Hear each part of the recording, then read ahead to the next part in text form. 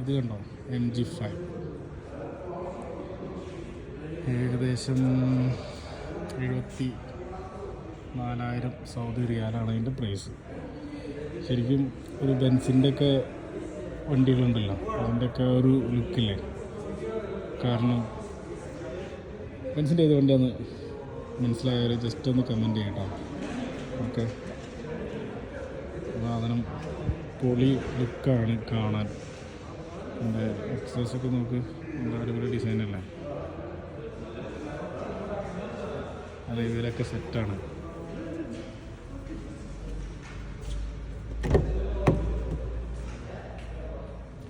മോശം പിന്നെ പറയണ്ടല്ലോ. MG